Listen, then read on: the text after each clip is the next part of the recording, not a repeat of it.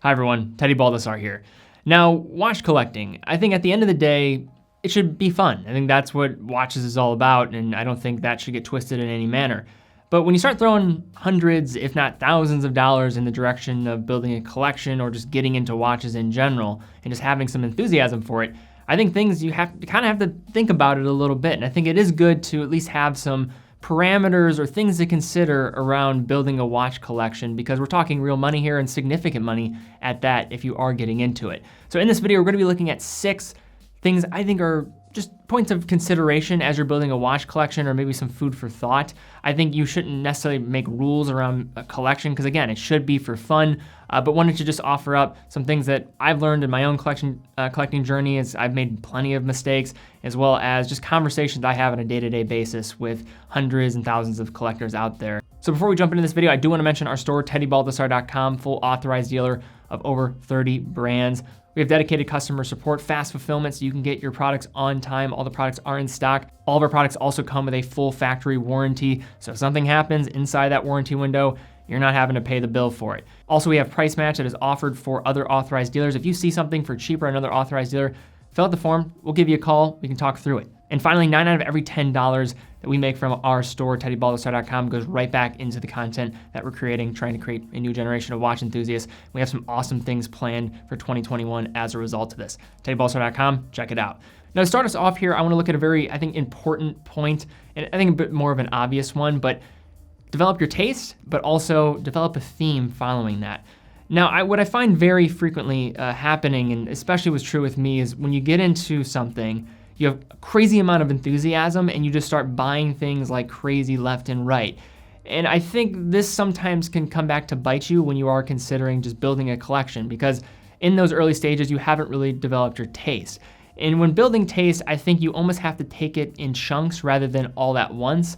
It sometimes can be a bit difficult to develop that taste if you just buy things all out the get-go. And it's sometimes a double-edged sword too, because hey, you can slow things down, but you can also speed things up, and then you'll ultimately get to handle a lot more watches. So you kind of have to find that balance, what you can do fiscally responsibly, and also just be a bit kind of just calculated, and of course do your research in developing those tastes.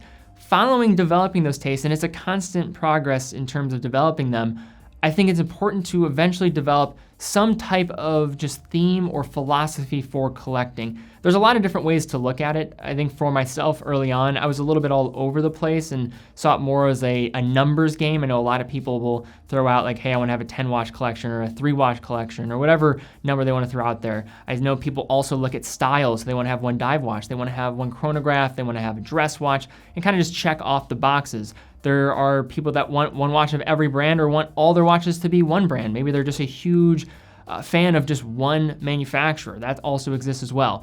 Whatever it is, you just kind of have to determine at the end of the day, what is that philosophy? Also, there is just the ability to acquire, and what speed or velocity are you acquiring, and how do you set that up? Do you set a budget? Are you thinking about maybe just adding 1 to 2 watches per year, or whatever you want to set up for yourself, or more?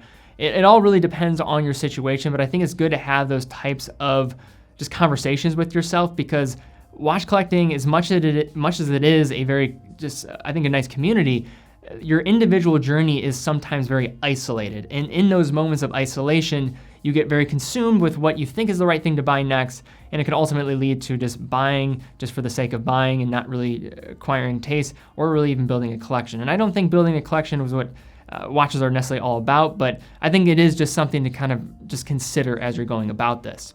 The next point here, we'll be looking at the fact that your tastes are going to change.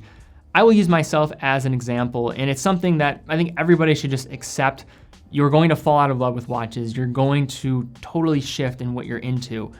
I remember buying a Datejust. It was a gray dial, 1601, and then I sold it, and then I got another 1601. It was a 2-tone, and then I sold that. So, and then I don't have any Datejust. Then I went from buying a ton of vintage watches. I purchased a ton of vintage dress watches, but I eventually just found, especially after I shifted into doing, being in the industry for watches full time, that a lot of the more dressed up type of attire that I was wearing was no longer really necessary anymore. I became a little bit more casual with my attire, so my taste shifted. And I kind of now have just been really falling in love with tool watches, sports watches a bit more, especially tool watches, and that's really where my tastes have been gravitating towards.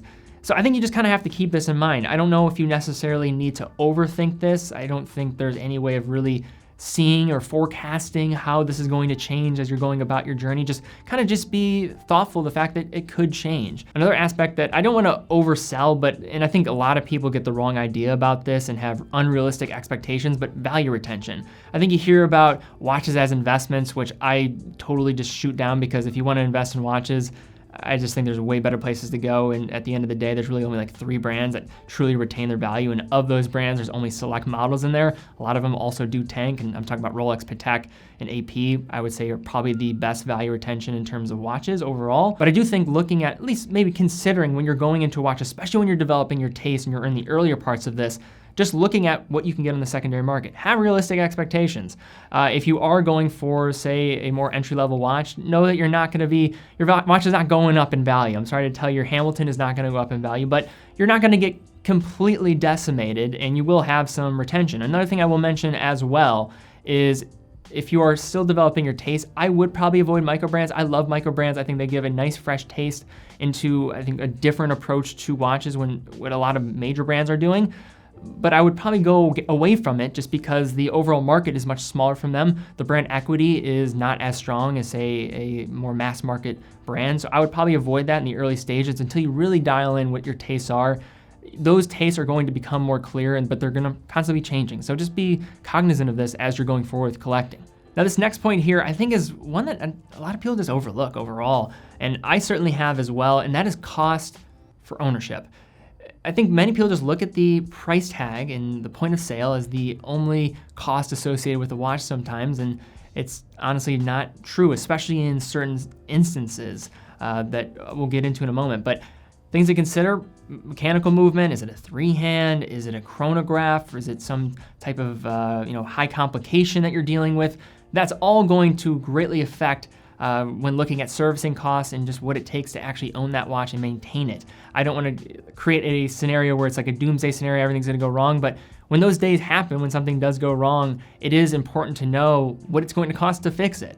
Also looking at third-party movements as well as in-house movements. I am a huge believer in third-party movements, and I think many people hate on them, and I totally get, hey, if you're just having a basic ETA caliber in a $7,000 watch, I think we got a problem there. But if we're talking $3,000, even $4,000, and say it's either a higher grade ETA or Sellita caliber, and they're doing maybe some modification to it, to be honest, I will take the serviceability, the ease of regulation over a lot of the perks of in-house calibers. I think there's a certain threshold. I think other people will have where that threshold is in terms of accepting a third-party movement versus an in-house, but I think in many instances, in-house movements are not always made out to what there maybe potentially are in actuality, especially when you send one in for service. I notice when somebody does send in one of their maybe more complicated watches that has an in-house movement for service, I think their tune in terms of how they see third-party movements changes a little bit. So that's just something to consider. Also looking at warranties when you're buying and just service history. Talking from a pre-owned perspective, spending a little bit more on a more up-to-date service history, or just a seller that actually provides a service history and can prove it, I think is way more worthwhile, because I think a lot of people overestimate, hey, I'm getting this for $500 less, then they get the watch, the thing's not running that well, or maybe there's some problems with it, they don't have the best warranty or coverage from that seller, you're kind of out of luck, and you're gonna have to drop either the difference between getting a better example or one that you know that you would have more confidence in. So you kind of have to just figure out what those costs associated with owning that watch and really look for all of these types of scenarios. If you're buying new, does it come with a factory warranty? Understand where you're buying from, know the different types of seller, authorized dealer, gray market. You are gonna have to make the decision in terms of what is best for you, especially with the watch. And I think it very much depends on the type of consumer that you are and where you're going to go and what you value as a consumer. But I think you just have to be cognizant of, what are the risks involved and what are the upsides involved going with each location and figuring things out. I think that's very important when thinking about it, and just looking into that warranty for some of these unauthorized sellers. One thing I notice is it'll say it's coming with a full factory warranty. One thing to consider is if they're not authorized to sell that product, what goes on when you buy from an authorized dealer, the warranty card is going to be stamped and registered with the brand. If that is not happening, and that's happening at the point of sale, that watch is not going to be registered for that warranty. So that is something to consider. A full factory warranty that has not been documented by the brand is not going to be covered by that warranty. Just something to consider and some food for thought there, but certainly a point that is overlooked, just cost for owning a watch following that initial sale. Now for number 4, we have buy the seller and condition again. Now I think just condition overall, let's talk from the pre-owned perspective first, because I think this is even more important. When you're dealing with an independent seller or just any dealer out there, I think it's important to get backstory of all the information you can of the watch, consider all of the variables involved. What are the reviews of this seller? One thing that I always check is going on Twitter. If they're a large seller or a large retailer and they're not necessarily selling new product or they're not an authorized seller, just going on Twitter or going on Better Business Bureau and just seeing the reviews and complaints and just filtering by newest and just looking at the honest, just real-time feedback of what is going on there. I think that's a great indicator. You can also look at the reviews that they have typically for, maybe you're on a place like Chrono24, for example, or some other place where there's other dealers involved and they have a rating system. You can look into that. Just do your research, find the seller, figure out everything that you can before purchasing, and just be very thoughtful about that, especially going pre-owned.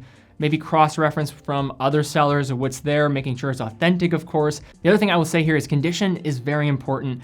I don't think you should be afraid to overpay a little bit for one that is fully just authentic. It's in the best condition possible without, of course, being reworked, or say like a reed dial, for example. Look out for things like that. If it looks too good to be true, it probably is and most likely is. One final thing to consider here is just box and papers. I hear that getting thrown around a lot. I do think a lot of dealers charge sometimes more than what they probably should for boxes and papers, or sometimes premiums for this, but it does give you some peace of mind.